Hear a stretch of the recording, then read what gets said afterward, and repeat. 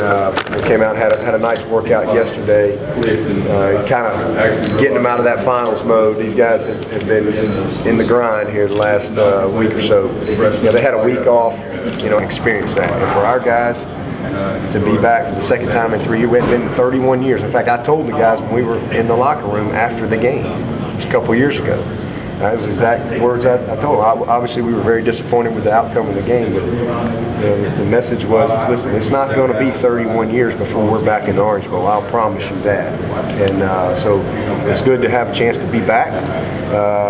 We got to get a better result, and that's our goal. But we're playing a team that's 24-1, and they're well coached, and a big, tough, strong, physical team, and again, a team that very well could be the best team in the country.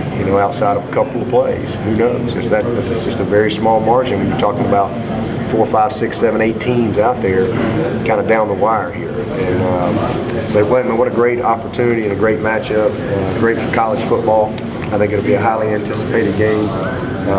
We've got a lot of guys playing their last game for Clemson.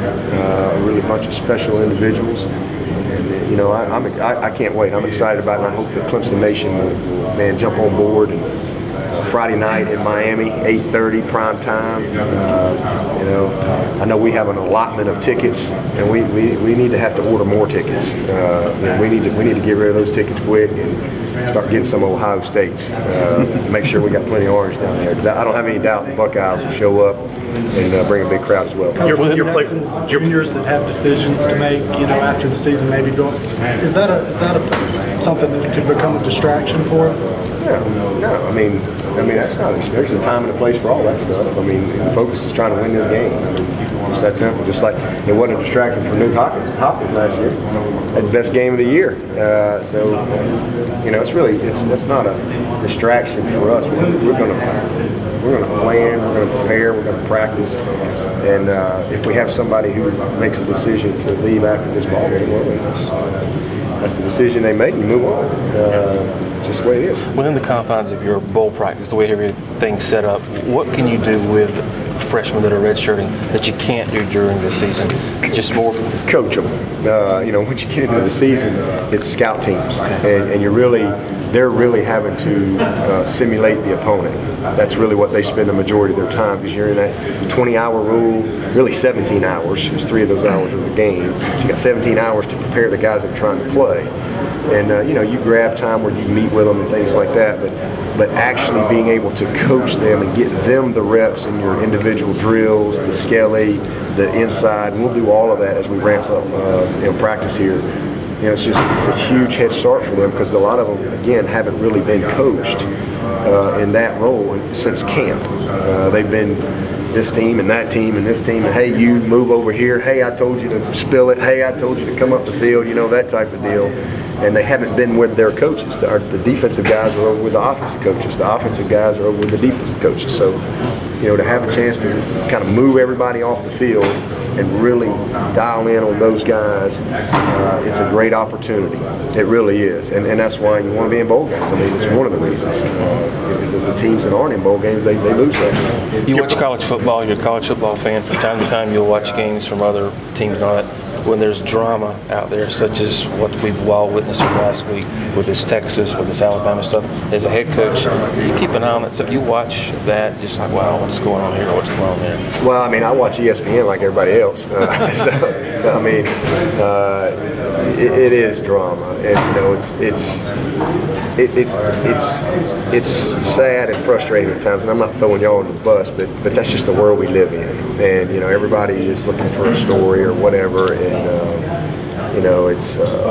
it's unfortunate at times that that's where we are, but that's where it is, and so everybody deals with it. But I've just focused on this team and trying to get ready to find a way to beat Ohio State. There hadn't been many teams get that done. I spent a lot. I rubbed on D'Antonio. I was with Coach D'Antonio up on Tuesday, and then saw him again Thursday. So I rubbed on him, pumped him up a couple times. It's a game time. Hey, whatever. Hey, whatever it takes. He's great. He's actually a good friend of mine. So, but we had some good conversation, and So hopefully he's the only one that's been able to crack that Buckeye, if you will. So hopefully we can find a way to do it too. Your players have mentioned the last trip to the Orange Bowl and said that while they don't dwell on it, they haven't forgotten about it either. Is that a good or a bad thing in your mind? Well, I think it's a good thing. I don't think any of us ever. Unfortunately, you don't ever forget the losses. I mean, I remember every loss I had in high school, every one of them. I remember every loss I had at Alabama. I mean, and it's sad because a lot of times the wins kind of get mixed, but that's probably a good thing too, that you got a good team and a good program, because those losses, they stick out, they're frustrating, when you're used to winning, and but that's just part of it. I mean, everybody loses, everybody loses. We got one undefeated team, and the object is to win as many as you can. We've done a great job of that, but we get another opportunity to go down there and hopefully play better. I mean, first time we went to the ACC championship, I won't ever forget that one. They went 86 yards to win the game. I'm not bitter about that, but it was a frustrating night. I'll never forget it. But boy, we got back in 11 and we got it done. So I think part of that was, when we went back in 11, we had a little bit of experience to draw on. Those guys kind of, knew, hey, you don't get many opportunities like this, and we played a good football game. Took care of the ball, did the things that you had to do to win, and that's what concerns you most about Ohio State's personnel? When you turn to look at them, you say, "Gosh, this is an issue." That quarterback's rushed for over 1,000, and he can fly. He's a running back playing quarterback with an arm, a legit arm, or I should say, he's a quarterback that legitimately runs like a running back. Maybe that's better, because he can throw the ball. And then that big old back they got. I mean, it's just they stick to what they do. And why wouldn't they? I mean, it's won a bunch of games for them. So just the physicality, their style of play. I think they're fourth in the nation in rushing. The multiplicity of how they run the ball with the back and the quarterback. That's a big challenge. So we got to have a great plan, and we're working on that right now. And then defensively, they're very good up front. They're one of the best rush defenses in the country, and so we're kind of trying to. Right now, we hadn't gotten many first downs and we hadn't gotten many stops, but we're just kind of getting into this thing. So hopefully, by the end of the week, we'll have made them punt a few times and maybe we've scored once or twice. Did you have? Now we got a ways to go. I'm sorry. Did you have everybody here today that was with normal? Yeah, everybody was here. The eligibility stuff, we don't know. We won't know until. I wish I knew now, because you hate to practice guys that aren't going to the trip with you. We just don't know. I mean, everybody always has 3 or 4 guys that are kind of down to the wire academically, and until they certify that and send that information over to us from Vickery, we got to assume everybody's going to be with us. You feel good? Yeah. I mean, but you just never know. I mean, until they come over here and say. I mean, you got all kind of rules, GPA rules, 6-hour rules, mid-year rules. I mean, there's all kind of things. So I don't try to figure that stuff out. They'll let me know, and whoever's ready to go, we go, and whoever's not, they go home. But we did lose Giff Timothy. He's here. But he just doesn't feel like he can do it anymore. I mean, his knee is it's just a mess, And I tell you, I hate it, because Giff never complains. He is a guy that has given every ounce of everything that he has to this program and to being the best player he can be. I mean, one of those guys, from when he got here and how he transformed his body and really became a very, very good player for us. And he's been frustrated, big time, because his knee just won't let him perform like he wants to perform and like he's capable of performing. So You know, he's a very smart young man. He's in pain all the time, and he just doesn't think he can do it anymore. So he's going to shut it down. He's going to stay with us, and will be a student coach for us, and really be able to help us. He's got a lot of knowledge. He's very smart. Obviously, we got some young tackles on this team that we have high hopes for moving forward, and so Giff will be a big part of continuing to develop those guys. But that's a big loss for us. I mean, there's no question. I mean, you lose a guy that's still got time left. That's been a starter. It's been a good player. Those guys are hard to replace. But we appreciate Giff and all the great effort he's given us. Do you see some similarities to this year's bowl game from last year, coming off of a loss? Big time program, big time stage, a lot of people watching it, and what that win over LSU did for this program a year ago. Do you see some similarities with an opportunity this year? Yeah, I mean, I think again, last year we won in the BCS, but the Chick-fil-A it's right there at it. I mean, they do a great job at that bowl game, and had we been there this year, we'd have been playing Texas A&M. So another great opponent. So I think it's a great venue. It's a great time to play the game. But any time you can win your bowl game, it creates good momentum for you. I mean, it's not the end of the world either way, because you start over and you have to. It's every year's a new team. I mean, every year it's a new deal. But from a psyche standpoint, coming off of it, rolling into your off-season program. Man, it sure is nice. And for us, listen, I mean, it's not just winning the bowl game. I mean, it's an 11th win. Never happened in the history of our school. Back-to-back 11 wins. It's a top 10 finish, back-to-back.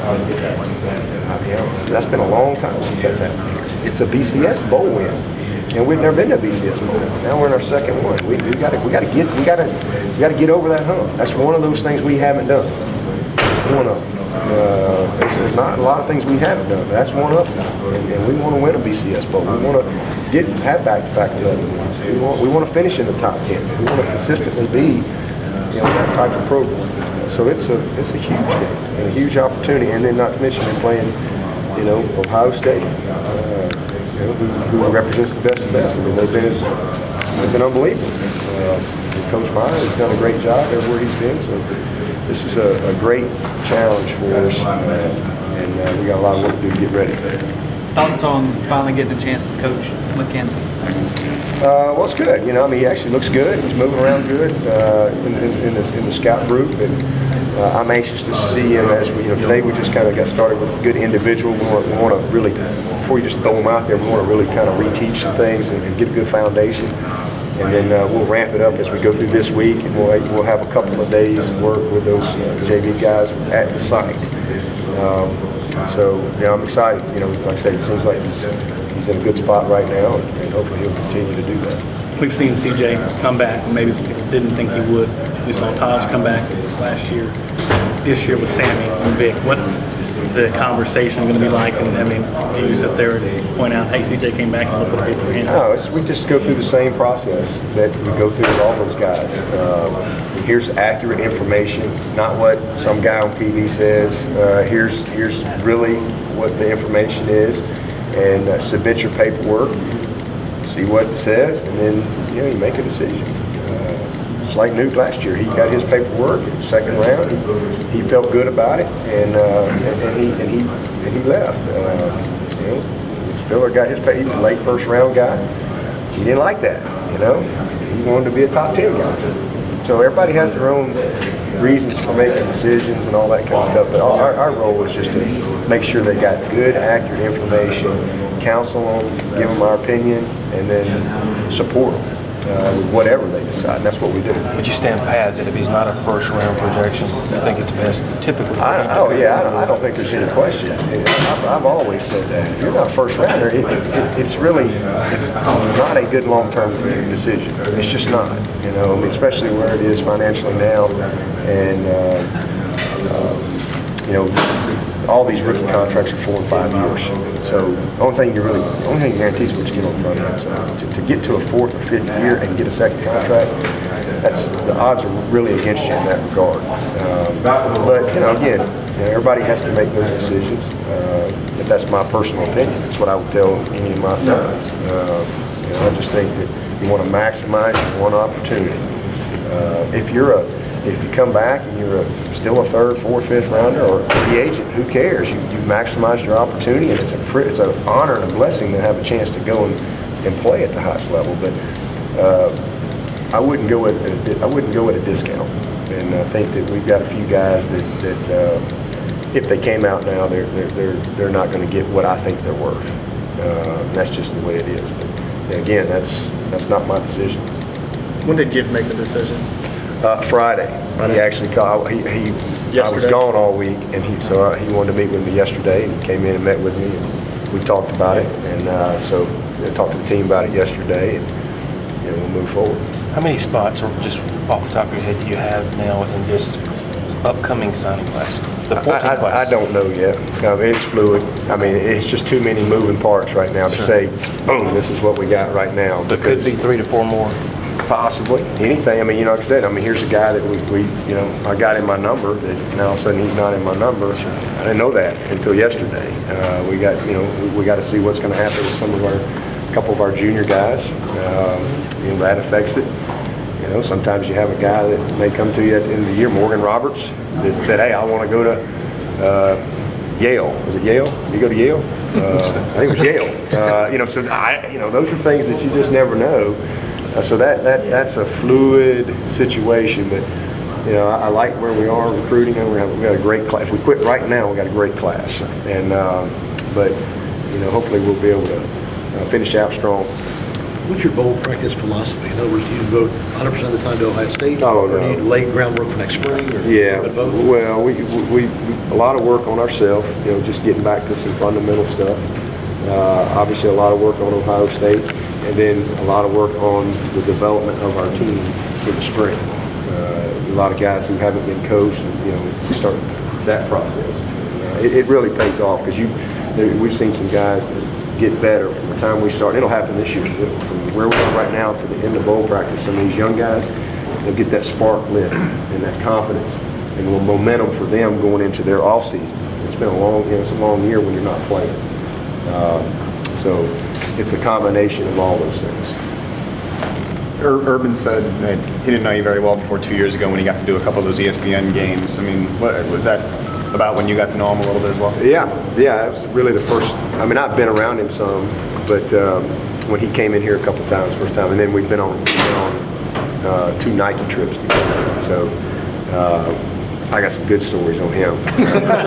If I ever need them, I got them. But he's, his wife Shelly's a great lady, and we had a good time Wednesday down there. Actually went to dinner together, had some good conversation.